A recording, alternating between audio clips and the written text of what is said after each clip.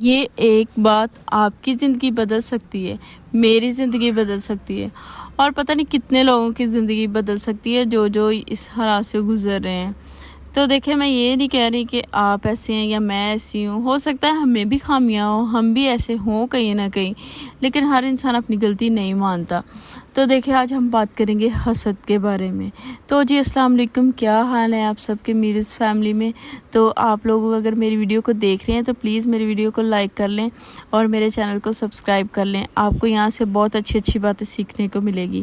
تو جی آج بہت زیادہ گرمی تھی، اتنی زیادہ گرمی تھی تو میں نے پھر بھی مشین لگا لی تھی، تو کپڑے سارے میں نے دھوئے، تو کپڑے دھونے کے بعد میں نے سکھائے تھے اور پھر انہیں فولڈ کیا تھا، سارے کپڑے میں نے اپنی جگہ پہ رکھے، بیڈ شیٹ بھی دھوئی تھی، یہ بھی میں نے بچھا دی تھی۔ تو گرمیوں میں کپڑے آپ صبح ٹائم دھوئیں تو یہ سب سے زیادہ بیسٹ ہے، یعنی جب آپ نماز کے لیے اٹھیں تو نماز وغیرہ پڑھ لیں، قرآن پاک پڑھ لیں اور اس کے بعد آپ لوگ مشین لگا لیں، تو اس سے آسانی یہ ہوگی کہ دھوپ نکلنے سے پہلے نا آپ فری ہو جائیں گے، بٹ آپ کے سارے کپڑے وغیرہ دھل جائیں گے۔ تو جو تھوڑے بہت رہ بھی جاتے ہوں گے نا، تو وہ ہلکی دھوپ ہوگی، وہ اتنی چبھتی نہیں ہے، تو تب آپ لوگ دھو لیں وہ کپڑے۔ تو جی میں وہاں بات کر رہی تھی حسد کے بارے میں۔ تو ہم میں سے کوئی بھی اگر کسی کی طرف دیکھ کے یہ سوچتا ہے، کسی کامیابی کی طرف دیکھ کے یہ کہتا ہے کہ اس کے پاس یہ کامیابی کیوں ہے، یہ اس کی چھن جائے اور مجھے مل جائے، تو بے شک ہی حسد ہو سکتا ہے۔ یہ آپ میں بھی ہو سکتا ہے، مجھ میں بھی ہو سکتا ہے، میں یہ نہیں کہہ رہی کہ ہم بہت پاک صاف ہیں۔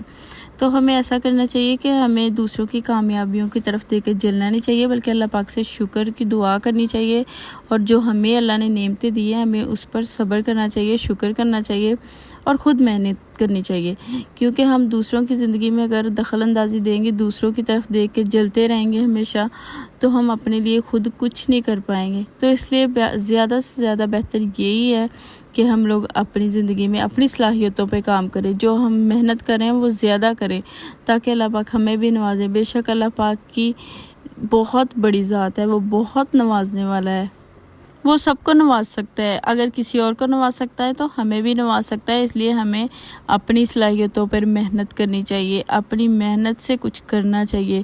اگر ہم ساری زندگی دوسروں کی طرف دیکھتے رہیں گے، دوسروں کا مقابلہ کرتے رہیں گے، تو ہم اپنی زندگی میں کبھی بھی کچھ نہیں کر پائیں گے، ہم صرف مقابلے بازی میں اپنا فیوچر خراب کریں گے۔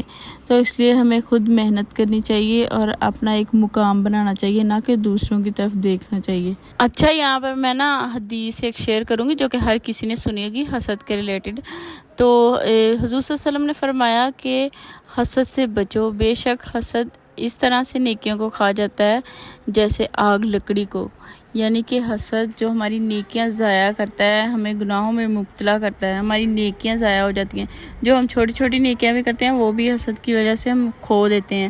تو اس لیے دوسروں سے حسد کرنے سے بچیں اور دوسروں کا بھی بچائیں۔